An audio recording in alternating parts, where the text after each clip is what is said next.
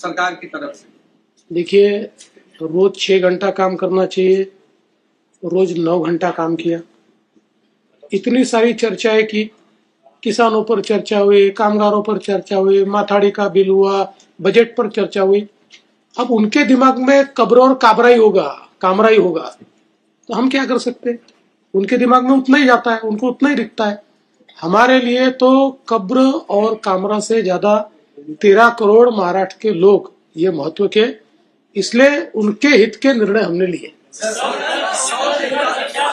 लक्षवेधी संदर्भात अनेकांनी चिंता व्यक्त केली की संख्या आहे लक्षवेधींची वाढतीये, तर पुढच्या ज्या गटनेत्यांची बैठक असेल किंवा पीएससीची बैठक असेल त्या याच्यावर चर्चा करून काही याच्यामध्ये लक्षवेधी वाढल्या तरी हरकत नाहीये। फक्त आम्ही अध्यक्षाला ही विनंती केली आणि पुन्हा एकदा करणार आहोत अध्यक्ष आणि सभापतींना की निकषात बसणाऱ्याच लक्षवेधी चर्चेला आल्या पाहिजे, निकषाच्या बाहेरच्या येऊ नयेत।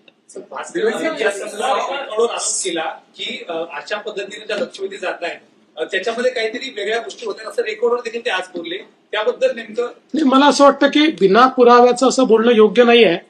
पण हे देखील खरं आहे की याच्यामध्ये जर आपल्याला कुठलंही उलटसुलट काम होऊ नये असं वाटत असेल तर निकषातल्याच लक्षवेधी जर घेतल्या, आमदार जाऊन खूप आग्रह करतात आमची घ्या, अध्यक्षांचा नाईलाज होतो, त्यांना घ्याव्या लागतात।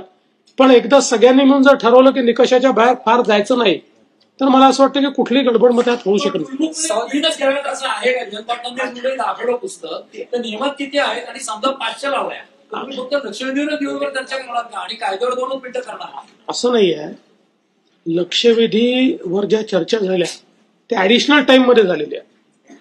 तुम्ही जर मॅक्सिमम सकाळी 18 दुपारी 30 या संख्येने ठेवलं नाही असं नाही आहे।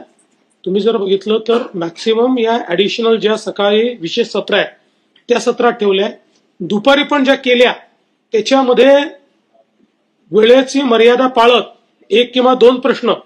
आता काय नवीन सदस्य आहेत, पहिलं अधिवेशन आहे, सदस्यांची अपेक्षा असते की आमच्या मतदारसंघात काही ना काही आम्हाला मांडता आलं पाहिजे, त्याकरता त्यांनी अकोमोडेट केलं। पण याचा अर्थ कायद्यांची चर्चा थोडी करटेल केली, सगळे कायदे चर्चेने पास झाले, बिना चर्चेचा कुठला कायदा आला सांगा?